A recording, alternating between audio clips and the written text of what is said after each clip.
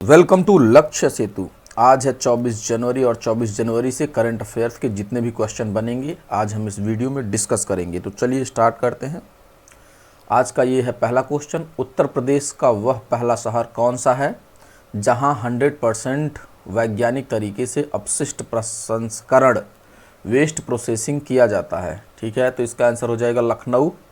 लखनऊ में 100% waste processing किया जाता है। ठीक है, लखनऊ उत्तर प्रदेश का पहला ऐसा शहर बन गया है जहां पर शहरी कचरे का 100% वैज्ञानिक तरीके से निपटान किया जाता है। ठीक है, यहां कचरे को केवल डंप नहीं किया जाता बल्कि उसे रिसाइकिल और ऊर्जा में परिवर्तित भी किया जाता है। यह मॉडल अन्य शहरों के लिए ज़ीरो वेस्ट लक्ष्य प्राप्त करने का उदाहरण पेश करता है। ठीक है, तो अगर वीडियो आप लोगों को अच्छी लग रही हो वीडियो को लाइक शेयर सब्सक्राइब जरूर करें।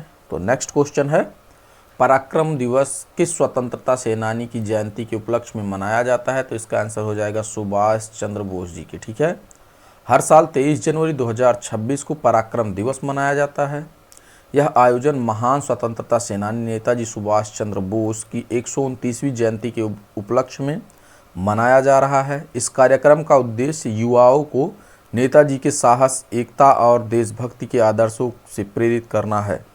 नेक्स्ट क्वेश्चन है, हाल ही में उपराष्ट्रपति सीपी राधाकृष्णन द्वारा विमोचित पुस्तक अमृत का प्याला राम जन्मभूमि चुनौती और प्रतिक्रिया के लेखक कौन है? तो इसका आंसर हो जाएगा श्री सुरेंद्र कुमार पचौरी जी। ठीक है, कौन है? श्री सुरेंद्र कुमार पचौरी जी। नेक्स्ट क्वेश्चन है, हाल ही में भारत सरकार ने कार्बन क्रेडिट ट्रेडिंग योजना के तहत 208 और नए संस्थाओं को शामिल किया है। अब भारतीय कार्बन बाजार में कुल बाध्य संस्थाओं यानी ऑब्लिगेटेड एंटिटी की संख्या बढ़कर कितनी हो गई है? तो इसका आंसर हो जाएगा 490, 490 हो गई है। ठीक है, सरकार ने अतिरिक्त कार्बन ग्रहण क्षेत्रों यानी कार्बन इंटेंसिव सेक्टर्स के लिए ग्रीन हाउस गैस उत्सर्जन तीव्रता लक्ष्य अधिसूचित किए हैं। ठीक है, और इस कदम से 208 नई संस्थाएं अब अनुपालन के दायरे में आ गई हैं। अब भारतीय कार्बन बाजार में कुल बाध्य संस्थाओं की संख्या बढ़कर 490 हो गई है। इसका मुख्य लक्ष्य उद्योगों को उत्सर्जन कम करने के लिए प्रोत्साहित करना और भारत के नेट जीरो लक्ष्यों को प्राप्त करना है। ठीक है, जो संस्थाएं अपने निर्धारित लक्ष्य से कम उत्सर्जन करेंगी उन्हें कार्बन क्रेडिट मिलेंगे और जिन्हें वे बाजार में बेच सकेंगी। तो नेक्स्ट क्वेश्चन है, हाल ही में खबरों में छाए रहे मूना द्वीप किस देश में स्थित है? ठीक है, तो इसका आंसर हो जाएगा इंडोनेशिया में। इंडोनेशिया में मूना द्वीप स्थित है। शोधकर्ताओं ने इंडोनेशिया के मूना द्वीप पर एक गुफा के अंदर दुनिया की सबसे पुरानी ज्ञात शैल कलाकृति मानव हाथ की चित्रित आकृति खोजी है। ठीक है, जो कम से कम 67,800 वर्ष पुरानी है।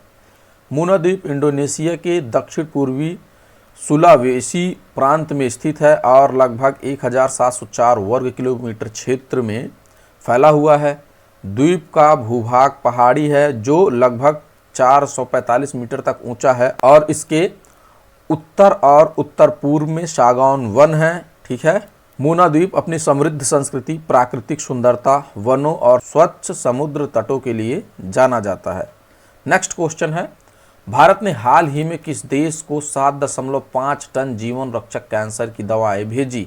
तो इसका आंसर हो जाएगा अफगानिस्तान। भारत ने अफगानिस्तान को 7.5 टन जीवन रक्षक कैंसर दवाएं भेजी हैं। तो नेक्स्ट क्वेश्चन है, हाल ही में टाटा समूह की डिजिटल सेवा शाखा टाटा कम्युनिकेशन ने किसे अपना नया एमडी और सीईओ नामित किया है? ठीक है, तो इसका आंसर हो जाएगा गणेश लक्ष्मी नारायण जी को नया एमडी और सीईओ नियुक्त किया गया है। तो नेक्स्ट क्वेश्चन है, नेशनल स्कूल ऑफ ड्रामा जनवरी 2026 में विश्व के सबसे बड़े इंटरनेशनल थिएटर फेस्टिवल भारत रंग महोत्सव के किस संस्करण की मेज़बानी होने जा रही है? तो इसका आंसर हो जाएगा 25वां संस्करण। 25वां संस्करण की मेज़बानी होने जा रही है।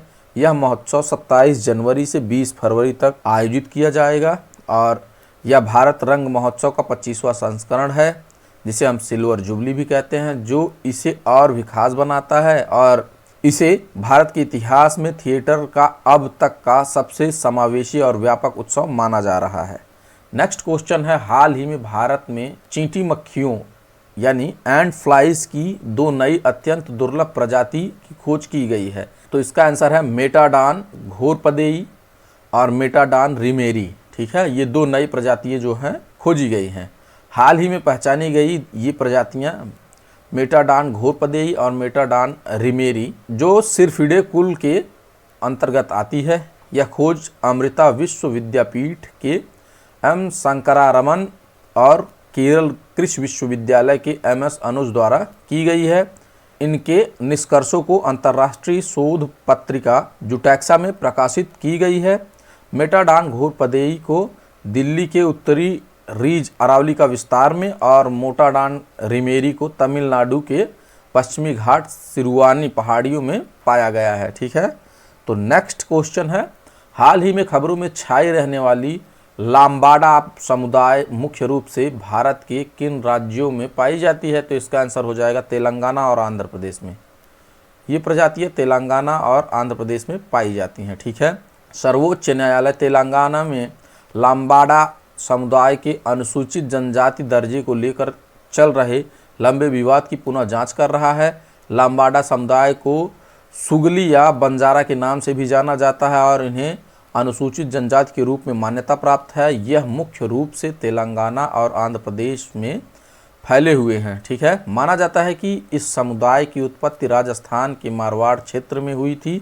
परंपरागत रूप से ये अर्ध खानाबदोश व्यापारी थे जो माल परिवहन करते थे, लेकिन ब्रिटिश शासन के दौरान यह प्रथा कम हो गई। ठीक है, और वे गोर बोली भाषा बोलते हैं जिसे लंबाडी भाषा भी कहा जाता है। ठीक है, तो नेक्स्ट क्वेश्चन है, हाल ही में चर्चा में रहा कलादी किस राज्य या किस केंद्र शासित प्रदेश का एक GI टैग प्राप्त पारंपरिक डेयरी उत्पाद है? तो इसका आंसर हो जाएगा जम्मू कश्मीर। ये जम्मू कश्मीर से GI टैग प्राप्त किया है। किस क्षेत्र से?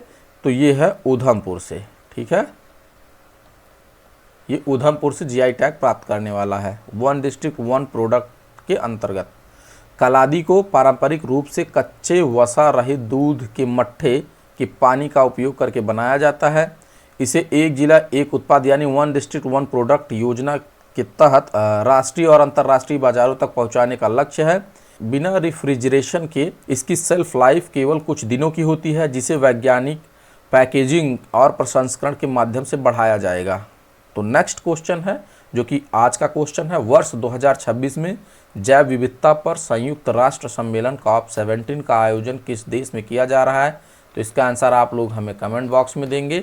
अगर वीडियो आप लोगों को अच्छी लग रही हो तो वीडियो को लाइक शेयर एंड सब्सक्राइब जरूर करेंगे। नेक्स्ट क्वेश्चन है जो कि कल का क्वेश्चन था, हाल ही में खबरों में छाई शौपर्णिका नदी किस राज्य में स्थित है? तो इसका आंसर हो जाएगा कर्नाटक। कर्नाटक में शौपर्णिका नदी स्थित है। ठीक है, राष्ट्रीय हरित न्यायाधिकरण ने उडुपी जिले के कलेक्टर और कर्नाटक शहरी जल आपूर्ति एवं जल निकास बोर्ड के अध्यक्ष को शौपर्णिका नदी में दूषित जल के प्रवाह को रोकने के लिए एक कार्य योजना प्रस्तुत करने का निर्देश दिया है। शौपर्णिका, जिसे शोपर्णिका भी कहा जाता है, कर्नाटक की पश्चिम की ओर बहने वाली नदी है। यह पश्चिमी घाट के घने जंगलों से होकर बहती है और नदी का उद्गम पश्चिमी घाट की कोडाचाद्री पहाड़ियों से होता है।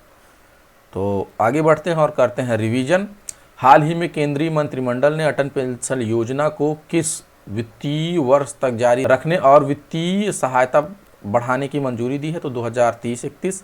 हाल ही में किस विभाग के पेंशन भोगियों के लिए संपन्न पोर्टल को उमंग ऐप के साथ एकीकृत किया गया है? तो इसका आंसर है दूरसंचार विभाग। ठीक है, इजराइल ने हाल ही में डोनाल्ड ट्रंप द्वारा प्रस्तावित किस बोर्ड में शामिल होने की पुष्टि की है? तो इसका आंसर है शांति बोर्ड यानी पीस बोर्ड में। हाल ही में जनवरी 2026 में भारत और नामीबिया के बीच विदेश कार्यालय परामर्श का कौन सा दौर आयोजित किया गया? तो इसका आंसर है 5वां दौर। हाल ही में खबरों में दिखाई देने वाला माउंट ओशो किस देश में स्थित है? तो इसका आंसर है जापान। जनवरी 2026 में राष्ट्रीय पैरालंपिक पावरलिफ्टिंग चैंपियनशिप का उद्घाटन किसके द्वारा किया जाएगा? पुष्कर सिंह धामी के द्वारा। हाल ही में किस भारतीय बैडमिंटन स्टार ने संन्यास की घोषणा की है? तो इसका आंसर है साइना नेहवाल जी।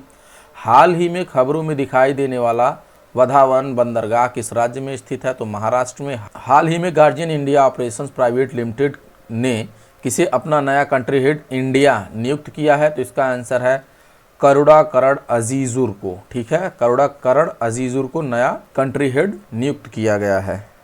Thanks for watching, please subscribe.